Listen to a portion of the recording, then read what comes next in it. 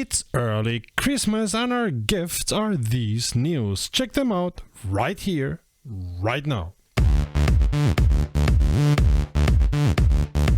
Greetings Romies and welcome to Rom, the channel sharing the joy of sim racing, and to our special news roundup based on everything we heard and saw at the Simracing Expo 2022. Welcome to the channel, thanks for stopping by. My name is Serta and I will be your host for this video. As you may be aware by now, we spoke with over a dozen companies at the Simracing Expo who graciously took some time to sit with us and tell us about themselves. Of course, this being the expo, they were very excited to share with us what they were presenting and often enough what they were working on for next year. You may very well hear things nobody else knows about in the next minute. Let's get to it. Not much new in what Astek presented or told us at the expo, but it's not like they haven't released tons of hardware this year. They brought with them their newest family of pedals for everyone to test and had about everything Asetek Sim Racing has produced, and they're no slouches. And they confirmed for every level of pedals and bases there will be a path to upgrade to the next level. At the end of the day, it will cost you more to get to the highest tier this way than buying it directly, but it will be possible. Keep your eyes and ears open for GT rims next year and a rally rim. Yes, a rally rim. Remember, you heard it here first. And while there may be shifters and handbrakes coming out next year, don't expect them until the second half of the year, if at all. Lots going on at Cube Controls, who showed us the next generation of rims that will be hitting the market soon. A big improvement these rims will have will be a cable that is attached via magnets, which, as we were able to test, are strong enough to hold the cable in place even while racing, but not so strong you cannot snap them out of position when you need to. Clever Italian engineering, I must say. Also, all rims will be compatible with SimHub from now on. Australian company Trakracer not only brought a magnificent Alpine F1 car with them, they were showing their newest rig, the Alpine base rig, go figure. Also expect pedals and rims soon from them, as they brought prototypes to show to the visitors. They brought and showed the new version of their software, which will allow you to change settings to a predetermined profile with the flip of a switch or the pressing of a button, so you can make changes to the pedal feel on the fly for any situation.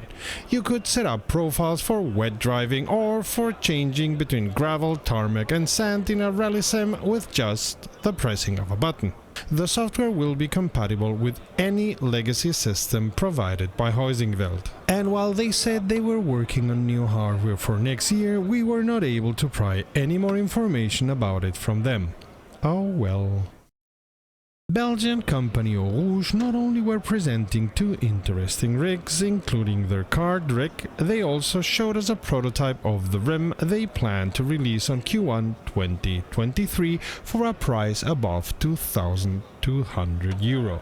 The design, as you can see, is based on the less is more principle. It felt good and the buttons felt responsive. As we could not test it on a base, we cannot say more about it for now.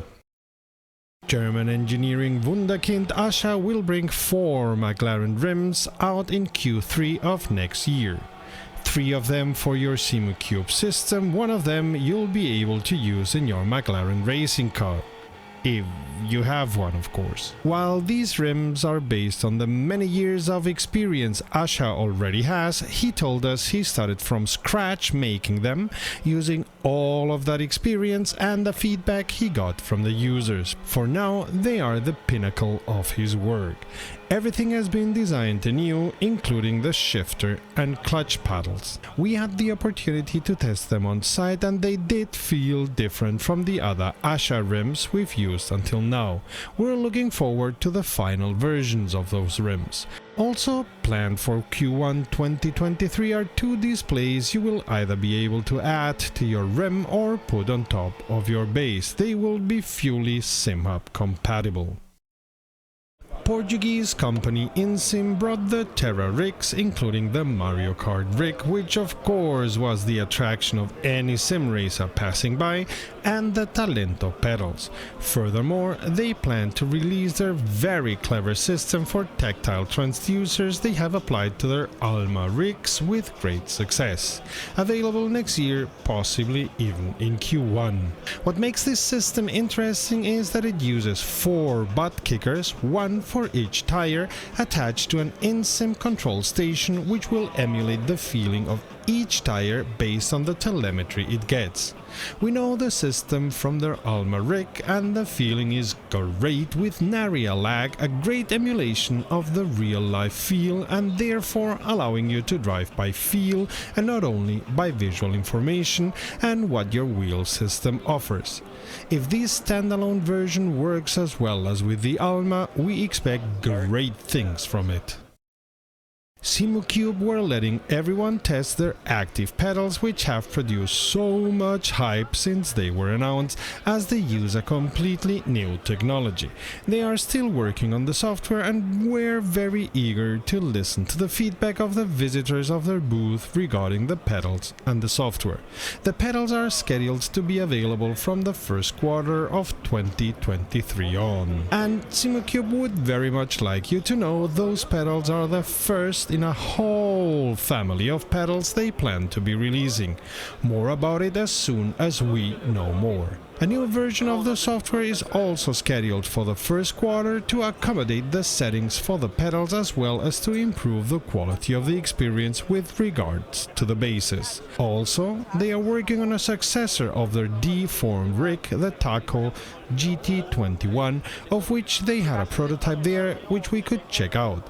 It being in parts 3D printed, it was not attached to any base, but we could test how it feels, give our opinion on the buttons, the paddles and the rim per se. The wheel looked quite finished, so we would expect it to come out Q1 or Q2 of next year. It may not be the only rim that comes out, as there may or may not be GT3 and Formula rims in the making, but that's all they were willing to say.